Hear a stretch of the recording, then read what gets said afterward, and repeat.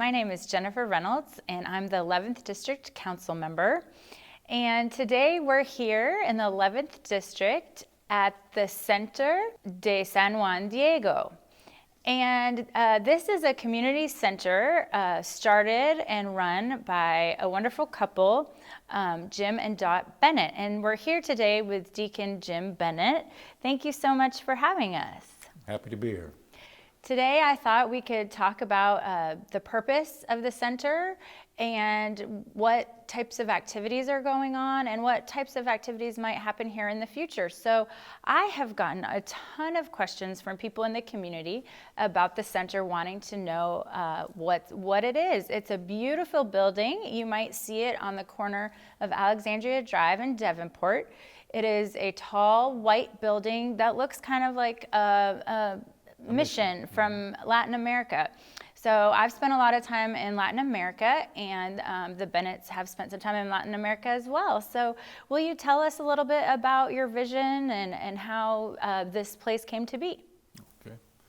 Well, for starters, my wife and I have been involved in Hispanic ministry, through the church for we're in our 23rd year now. So we started out doing work in Richmond, and then doing some things in Berea, and then down to Somerset, Mount Sterling, and Paris, and Moorhead. And the next thing you know, we've done most of the bedroom communities around Lexington. And we kept seeing the same gaps in terms of not so much things that were church related, but things that were, let's just call it social services.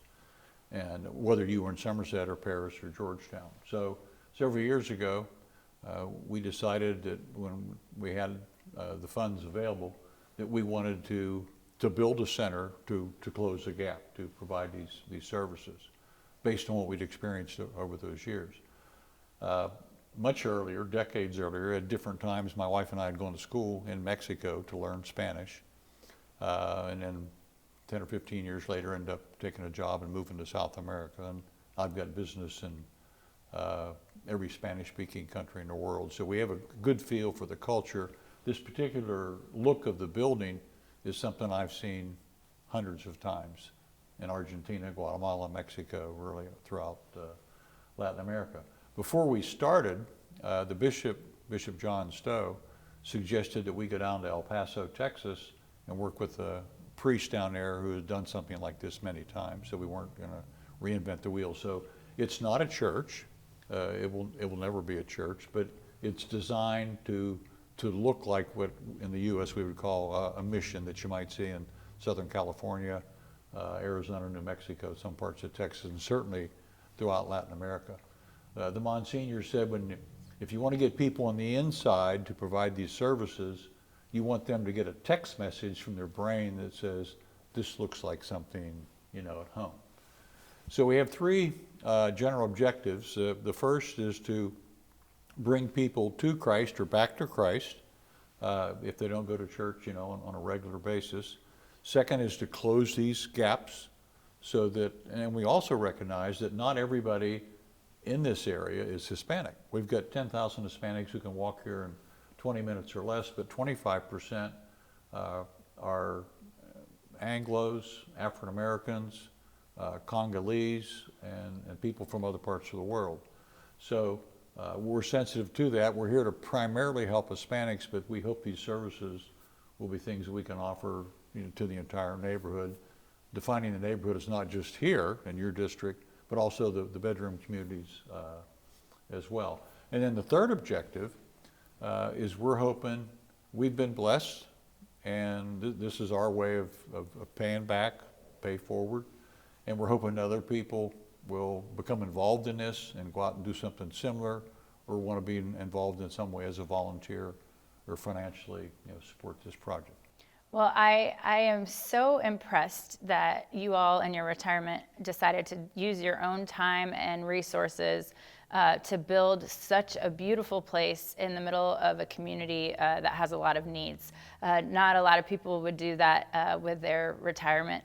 And so I really appreciate that. A lot of people ask me, is this place a government center? Is it, did the library build it? Who runs it? And it's really neat that I can tell them that it's private and run by a couple who just wanted to give back to the community. So I think that's wonderful. And the other amazing thing, which I hope you'll see a few pictures of this place, is that every detail in this place has been thought out. As an artist myself, I really appreciate that the doors are gorgeous, the floor is beautiful, the decorations.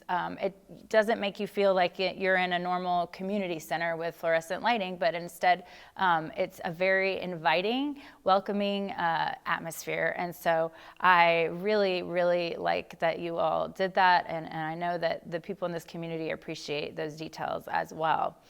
So what types of things are currently going on here right now? We have COVID, so probably some of what's available is limited, but I know you guys have been working hard to go ahead and start and serve the community. So could you list for us what's happening right now? Sure. And just to give my wife some recognition, she couldn't make it today. The only advice I gave her was, we don't want this place to look institutional. We don't want it to look like a modern building or a hospital or something. We want it to feel like you're walking into somebody's home. So she did a terrific job with all the earth tone colors and furnishings, art objects. You're an artist. And the feedback we've gotten so far has been overwhelming. Like, wow, this is like going into somebody's house. But we knew when we had the ribbon cutting, Jennifer, back on November 5th, we knew that we were going to be somewhat restricted. We didn't know how much because of the COVID limitations. So everything that we've been able to do, the 10 weeks that we've been open, we're already offering 12 activities I'll go through in a second. And we do all this compliant with masks, sanitation of hands, tables, door handles, et cetera, and masks and the social distancing. If you look at this in terms of educational kinds of activities, the first thing first of all, I should say, we have 3 Mexican nuns, sisters, assigned about 4 to 6 hours a day for the next 4 years. I mean, they are manna from heaven to help us work on the services that we want to provide. We are an apostolate of the Diocese of Lexington. And so the first thing that the sisters and I did was we started walking through your neighborhood here. And we've been to over 250 apartments and houses. That's introducing awesome. Ourselves. What are we doing here? We're trying to help, come see us.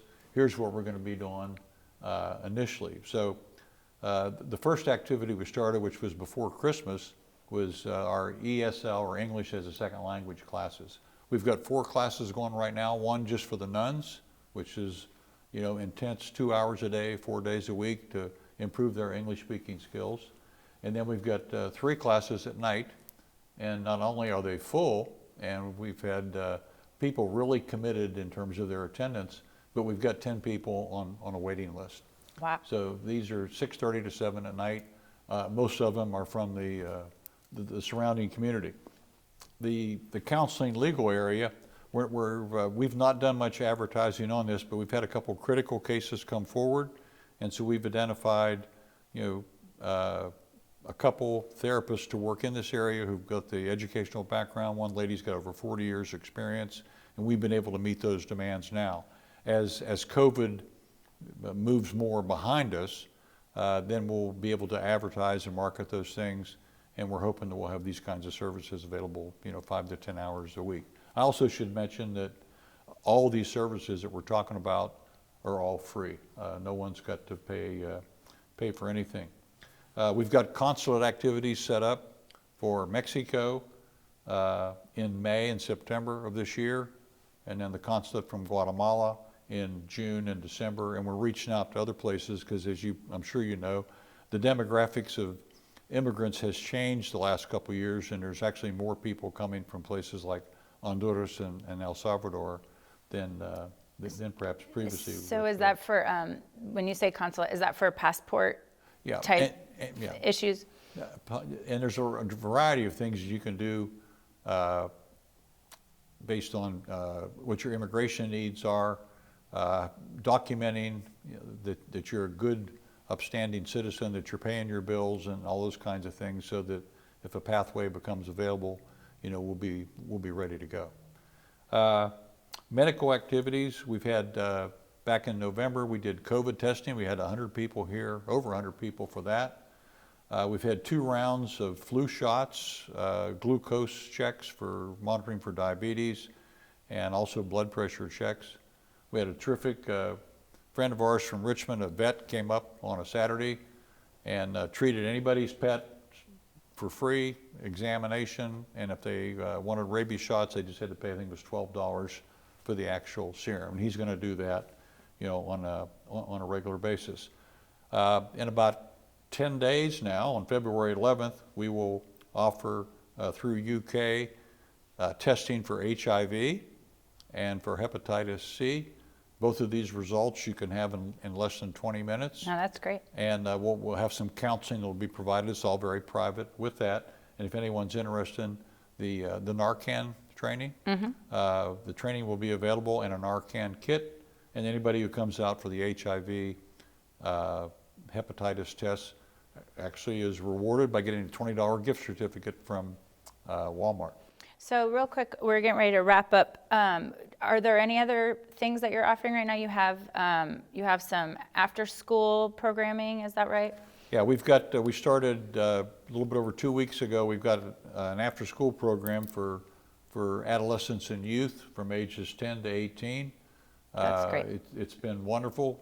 They all walk from the neighborhood, so when virtual school's over, you come down here on Wednesdays and Saturdays for an hour and a half from 3:30 to 5.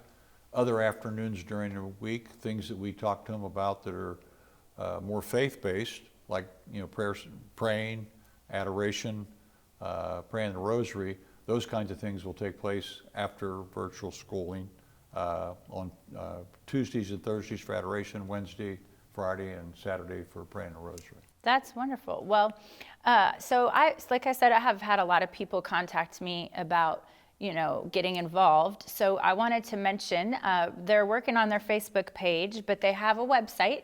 It is cdsjd.org. So that will have pertinent information about what's being offered here.